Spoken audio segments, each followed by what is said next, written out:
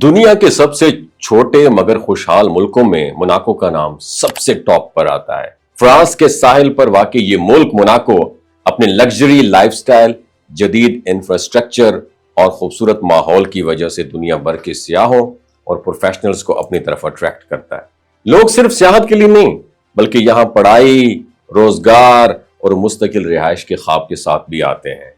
लेकिन इस ख्वाब तक पहुंचने के लिए सही तरीका जानना जरूरी है। अगर आप मोनाको में तालीम हासिल करना चाहते हैं तो सबसे पहला जो मरहला है अपनी तालीमी काबिलियत और बजट के मुताबिक किसी यूनिवर्सिटी या इंस्टीट्यूट का इंतखाब है। ज्यादातर इदारे बिजनेस, फाइनेंस, आर्ट और हॉस्पिटैलिटी मैनेजमेंट के प्रोग्रामों में बहुत ज्यादा फेमस हैं।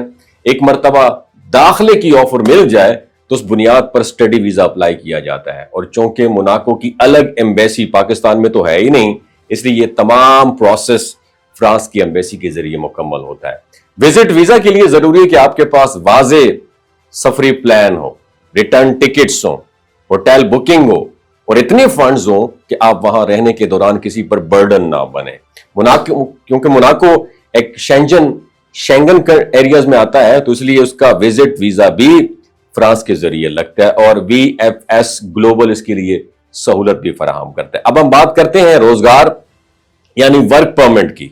मोनाको क्योंकि एक छोटा सा मुल्क है लेकिन इसकी मईशत, सियाहत और फाइनेंशियल सर्विसेज, लग्जरी ब्रांड्स और हॉस्पिटैलिटी पर यह मुल्क चलता है, जहां ज्यादातर लोग नौकरियां होटल मैनेजमेंट, क्रूज और इसके साथ साथ रेस्टोरेंट्स, फाइनेंशियल इंस्टीट्यूट और कस्टमर सर्विस के शोबों में आपको नौकरियां मिल सकती हैं। इन मुलाजमतों की तनख्वाहें यूरोप के दूसरे ममालिकों में से ज्यादा समझी जाती है। मिसाल के तौर पर हॉस्पिटैलिटी और कस्टमर सर्विस के स्टाफ की औसत माहाना तनख्वाह 2500 से 3500 यूरो के दरमियान में होती है, जबकि फाइनेंस, IT या मैनेजमेंट के शोबों में तजुर्बा रखने वालों की तनख्वाह 4000 यूरो से शुरू होती है और 7000 यूरो तक जा सकती है। क्योंकि मोनाको को टैक्स फ्री जन्नत के तौर पर जाना जाता है तो यहाँ की तनख्वाहें अमली तौर पर ज्यादा फायदा देती हैं, क्योंकि इनकम टैक्स ना होने के बराबर है। अगर आपका कोई जानने वाला वहां मौजूद है तो आपको किसी कंपनी के जरिए जॉब ऑफर दिलवा सकता है जिस पर वर्क परमिट अप्लाई होता है और ये अमल फ्रांस की एम्बेसी के जरिए मुकम्मल किया जाता है। असल खर्च 40 से 50 हजार रुपए पाकिस्तानी के बराबर होता है। किसी को लाखों रुपए देकर जाली परमिट लेना खुदारा सरासर नुकसान है। अगर कोई जानने वाला ना हो तो अपनी प्रोफेशनल CV और कवर लेटर यूरोपियन फॉर्मेट में आपने बनाना है और ऑनलाइन कंपनियों को अप्लाई करते हैं। सिंपल फार्मूला है और जब कंपनी आपके प्रोफाइल को एक्सेप्ट करती है तो वो खुद परमिट अप्लाई करके आपको जॉब ऑफर भी भेज देती है। मोनाको में एक दिलचस्प पहलू रेजिडेंसी भी है, याद रखिए।